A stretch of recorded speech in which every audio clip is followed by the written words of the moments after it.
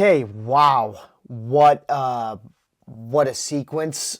What what a way to spend the past 48 hours of my life contemplating this team and where it's going to go. And we're like, what, 12 games in, and this team is this much of a roller coaster. We're coming right off of the Bruins 5-2 win against the New York Islanders on the tail end of a back-to-back after a 7-1 loss to the Ottawa Senators, which I don't want to talk about at all, but it will be brought up. It will be brought up in discussion like throughout when I talk about this game overall. This is the Bruins' first 2-goal comeback win this season. Want to give you guys another game review because why not? Why not? I was considering, or I was hoping that it wouldn't be in the extreme negative doing this game review. We didn't have time to do a game review after Mondays. And personally, I was too hot-headed to want to do a game review, if I'm being completely honest with you guys. But yeah, no. This game, like most of the Bruins wins, have been those kinds of roller coaster games. And, you think they're out of it early, and once again, they just claw their way back with those big bear paws that they got. Because that's what this team is going to do. Whew! What? Wow! Like what a climb! Like what a climb! Like what I want to just get right into it. Yeah. Welcome to the Marcucci Show. Another game review. Let's just dive right in because I don't want to keep you guys waiting, and we're riding a pretty good high here. So let's just get into it. The Bruins start. And I got to say, guys, I'm just going to be blunt here. The Bruins have to start games better. It's as simple as that, because think about the way they respond, right? It's great the way they respond, because we look at, they won. Like, look at the way they responded and won. That's awesome. That's good. Okay? That's the compete they didn't show against the Senators. I don't want to even... Ottawa was an anomaly of a game. I don't know. Anyways, that's the response you look for from the Bruins. But I almost want to say these kinds of starts shouldn't even happen in the first place. I thought it was the first two goals. Or the first two shots were both goals by the Islanders. It doesn't matter. You started pretty poorly if you're talking about the Bruins. Like the lineups, do the lineups real quick. You guys deserve it, for those of you who weren't able to watch. Geeky, Lindholm, Pastrnak, Middlestad, Zacha, Arvidsson, that stayed. And then it was on the third line, Husnudinov, Minton, Jeannot, Isamont, Corrali, Kostelik, Zadorov, McAvoy on defense. Hampus Lindholm came back. He was lifted off IR for after like 2 days being on it, which was, I'm not even going to question anything. As long as he's back and he's playing and he's healthy, fine by me. I'm not going to ask questions. I'm just going to want answers, and the answers were given. He played tonight. That's what matters. Hampus Lindholm, Andrew Peeke, Jonathan Aspero, Henri Jokiharju. No Mason Lohrei. Jonas Korpisalo, Jeremy Swayman. So, Mustache Man drew in for Mason Lohrei. And yeah, that was notably the second major healthy scratch for Marco Sturm. So we saw it first with Middlestat, and then Lohrei gets the recharge, as Marco Sturm calls it. So yeah, notable things that happened in the pregame. Don Sweeney went in the press box. We move on quickly on the two Islanders goals. Lindholm takes a shot, misses wide, and it's that high press stuff that Sturm's been preaching. Islanders take advantage. They come the other way. Odd man rush. Just you don't want to see that from the first shot out. The Bruins came out like firing. They came out pretty good. It's just, when you press too high and it comes the other way, it's just like, darn. You know what I mean? And then defensive breakdowns on the second goal. This was a really nice pass to Cal Palmieri, but still, It's the same stuff we've been talking about for a while with the Bruins, and the frustration just settled in again, and you start to think like, what's going on with the team? I definitely wasn't happy with it. What did I write in my notes? Hold on a sec here. Goal first shot, goal second shot. It wasn't that way at all. Getting walked around, yeah, and I was going back to my Providence propaganda of call up the young guys, because Matthew Schaefer looks like a pretty good play creator. Like, you could tell the way he was playing the game, he was seeing the game differently. And I wasn't getting jealous. I was just saying, it'd be nice if the Bruins allowed some of their young guys to do that too. That was my mindset in the first period. So things were not going the Bruins' way. It was a lot of the same stuff. And then I saw a lineup shift, or Sturm immediately went into the blender mode. Like, he switched up the lines, and I'm glad he did. It's something we usually panic about. We're like, the blender, the infamous coach blender of lineup shakeup. He didn't do it on the D pairs. He did it on the forward lines.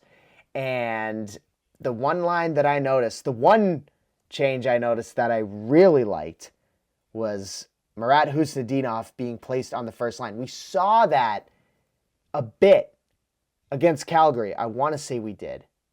If I saw it, then it probably happened, because I'm rooting for Marat Husnudinov to be a mainstay player in this lineup. Anyways, Husnudinov goes up to the first line. He starts playing with Lindholm and Pastrnak. And then I just wrote the big question at the end of the period. I was just like, who isn't buying in? Because I remember when Sturm said that after Ottawa, I was just like, who isn't buying in, Marco? Like, I was genuinely curious about that. But, I mean, whatever happened after the first, whatever happened in that locker room, I mean, it was probably Mikey Asamon's secret water bottle stuff. They bought in. McAvoy's on the thing, or the post-game presser. That's why I looked up. But they bought in. Power play goal from Elias Lindholm. Really, really good composure on the power play. Nice little Pastrnak, Zacha to Lindholm in the bumper. I've been looking for that from the power play. It was amazing tonight watching the man advantage. It felt like penalties were just like being called. I don't want to say the refs were whistle happy. They probably were, but it was just like, well, how many penalty minutes did we have? Bruins had 4. Bruins had 5 penalties. Islanders had 4. Yeah, there were a lot of penalties called in this game.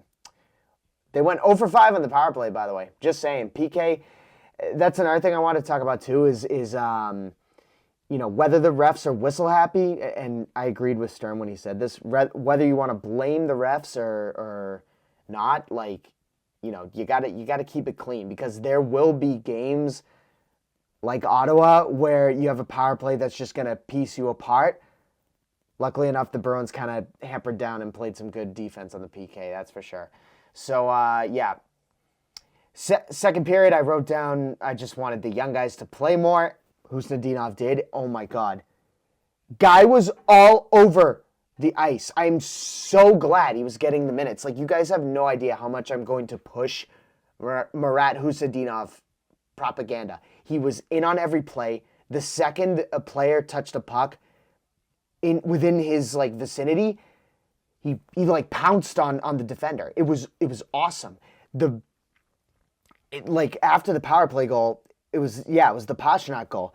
But and this is something the Bruins did well throughout the second period, and they do it as they build momentum, which is why I say I wish they would just start well, so we wouldn't have to tug my heart and tear my emotions from limb to limb. Boston Bruins, please stop doing this to me.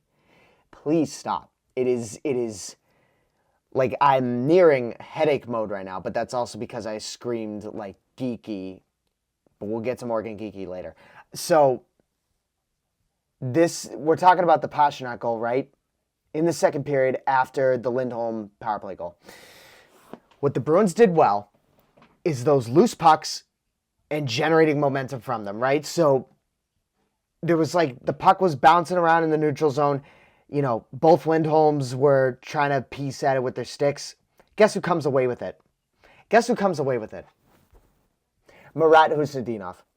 Husnudinov grabs this puck, carries it into the offensive zone. He carries it in. Notice my key word there. Gives it to Pastrnak. Pastrnak gives it back to Peak. Lindholm. Little slap pass from Hampus Lindholm, and Pastrnak just scores it because he's casually just like goated like that. Yeah, great little slap pass by Hampus Lindholm. Good to see him get on the board in his first game back. We are better offensively. We are just better with Hampus Lindholm, and that just showed it right there. But also credit to Marat Husnudinov, just picking up that puck, carrying it in, holding possession, and then just giving it to your best player, one of the best players in the world. That was awesome. So later in the period, Eyssimont, wow, there's no edge goal visualizer for this. But yeah, McAvoy to Eyssimont on a nice little play. Can I watch the video of this here so I can just because there's so much going through my mind right now. I don't think I can watch it. Twitter highlight? Question mark, Boston Bruins? Ford Bronco horsepower play. That's pasta. Yeah, so let's see what we got here. Okay, I found the highlight. McAvoy skating up. Oh my God. And it's just a beautiful wrister pass. Needle thread. It was a needle thread pass. Even though Pajot was literally had his arm and his stick wrapped all the way around Eyssimont. And yet McAvoy perfectly places this puck on the stick of Mikey Eyssimont. Great job. Great job right there to get the lead or further the lead.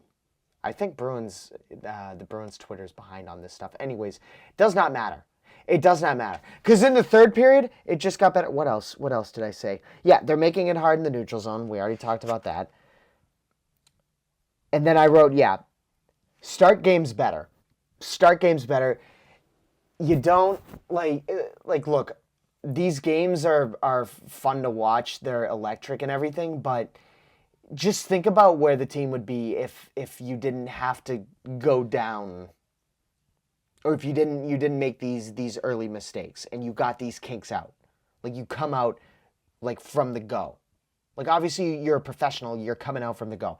But if you control the game your way, I mean, think about where this team would be. You know what I'm saying? You get the 2 points. What do I know? But anyways, you're causing neutral zone turnovers, you're causing turnovers in general, and you're sustaining the momentum. You're sustaining possession. That's what they did throughout the period. And it carried into the third. Because it was a lot of the same, but you get on the power play again. Holy howitzer geeky. Holy howitzer geeky. This was a McAvoy pass too. Hold on. I saw how fast the shot was on a stat thing. Yeah, 95.68 miles per hour. It's the hardest shot speed on a goal this season. That's insane. From Morgan Geeky. Howitzer. Five goals in 6 games? Or is it 6 and 5? 5 goals in 6 games. I'm going to say it's 5 goals in 6 games. I'm not going to question it. You know what? Yeah, 5 goals in 6 games. That's what it was. 5 straight games for Geeks. Wait. What? Did he not? Morgan Geeky? I don't care. He's dominating. That's all that matters. He's firing howitzers on goal. Missiles. You love to see it. It was awesome. McAvoy with a 2-point assist night. Great to see. What else am I thinking of here? What else am I thinking of in my notes? Power play cooked. You need the power play to cook. You had a lot of opportunities to cook on the power play. Obviously, you're generating a lot of good scoring chances, and this has been something that's happened throughout the season. but you haven't really been able to convert on them much. It's good to see you get 2 power play goals out of tonight. So, and then yeah, penalties. Okay, yeah, I just need to hear what Sturm said because he's very. I love how blunt he is. Like, he is a very blunt head coach. I love it. He's honest, and that's something that I value. Anyways, Corpy. After I want to say it was like it was 30 something saves after those first 2 goals. Goaltending, once again, awesome. You love to see it. Fraser Minton, empty netter goal. I was literally getting ready to record while it happened. So that's awesome. All around, on a night where at the beginning of it, I was watching and I was like, oh my God, what are we doing? What is this start? Like, think about where the Bruins would be.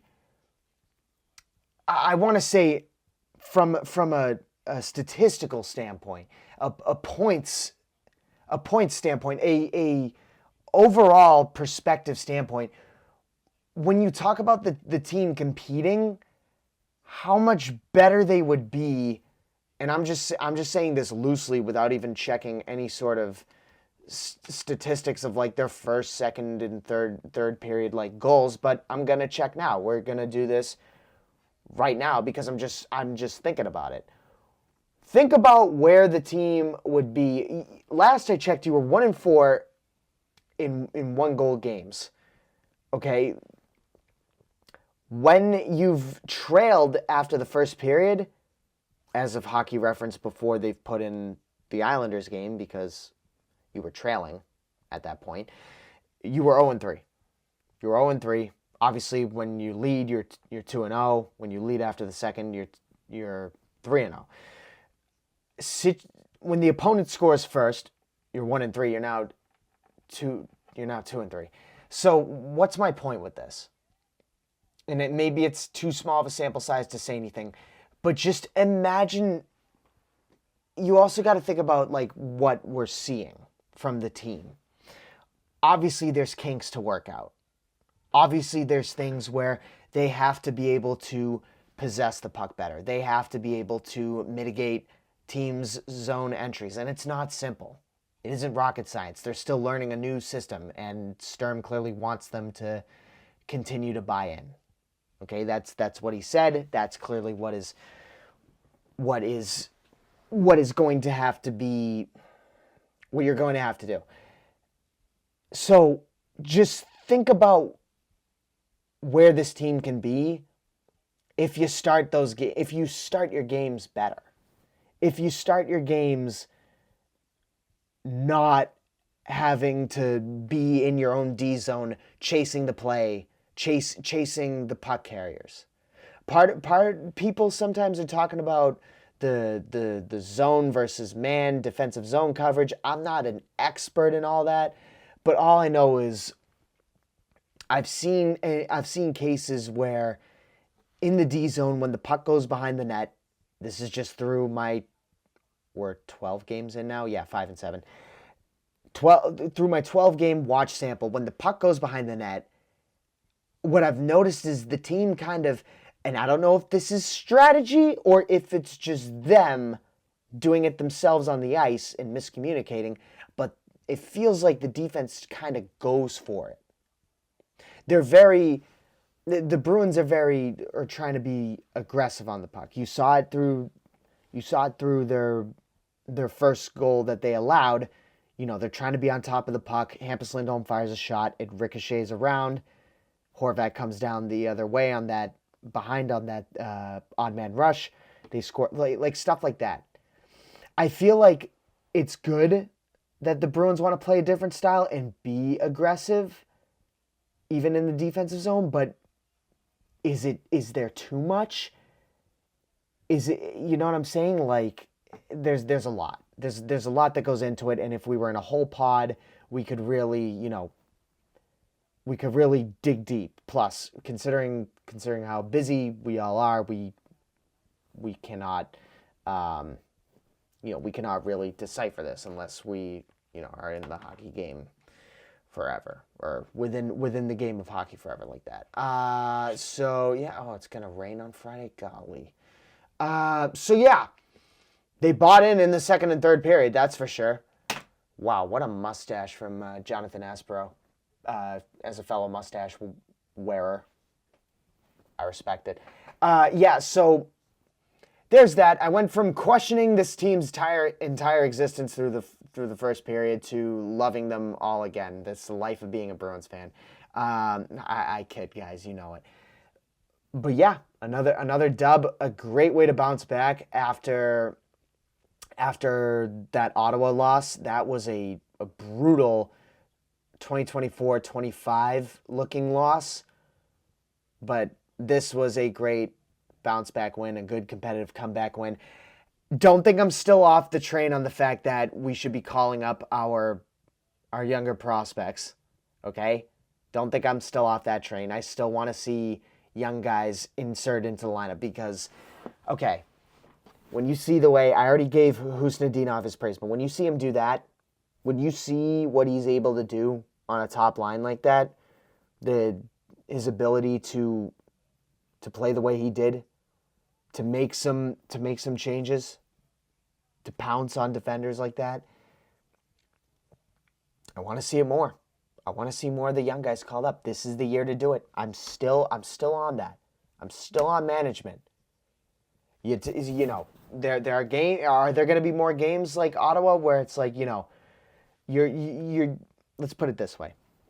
I'm going to put it this way, and you guys can go with it whatever way you want. We talk about this team being competitive. Okay?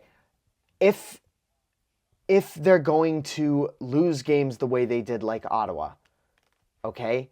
You got to be able to give the fans something to look forward to. For me tonight, that was Huzi on the first line. Husnudinov playing there with Pasta and Lindholm, playing the way he did. That was an incentive for me, right?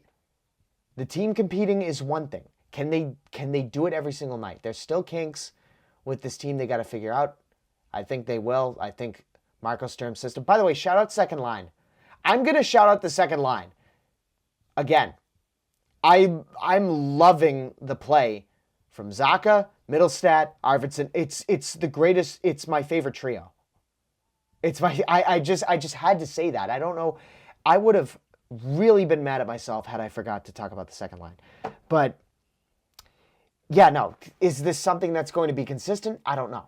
Hampus Lindholm is back, and that's a huge insertion. That's a huge player you're bringing back into your lineup. And you could clearly tell the difference he was able to make for the team.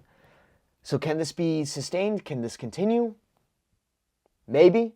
Bruins have like a 70% win percentage with the guy when he's in the lineup. So you tell me. The numbers back it. My eyes back it. But, you know, if you're gonna falter in games like Ottawa, and if that's gonna continue, you know, in general, I'm still gonna want the Providence guys called up. It's my propaganda. It's what's gonna happen. But yeah, I can't think of anything else in this one. That's really it for me. Just wanted to get that out real quick. Wanted to talk to you guys about the game. Great way to bounce back. Great way to bounce back. The vibes are definitely a lot better. Definitely a lot better. So, yeah, happy to get this one out for you boys pretty quickly. So, yeah, Morgan Geekie, by the way, I think leads the NHL in goals since March 17th, 2025. Don't quote me on that because we're still in frozen frenzy and the rest of the games are still playing. But yeah, no, aside from that, I'm probably going to watch the World Series because, you know, sports, right?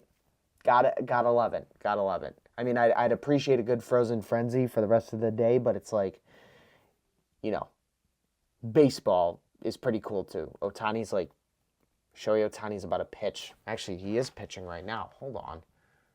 He's pitching right now. Yeah, oh my God, the game's almost over. I don't even think he'd be pitching anymore. It doesn't matter because Toronto's winning. God. Okay. Anyways, yeah, that's all I got. Let me know if I missed anything from this video, this game review. But yeah, this should be up soon. Let me know what you guys thought of the Bruins. What you think of them overall throughout these past couple of games. I love you guys. As always, you guys are the best. Go Bruins. Always, always, always go Boston Bruins. Love this team. Love everything about them. Anyways, I will see you legends in the next one. Bye-bye.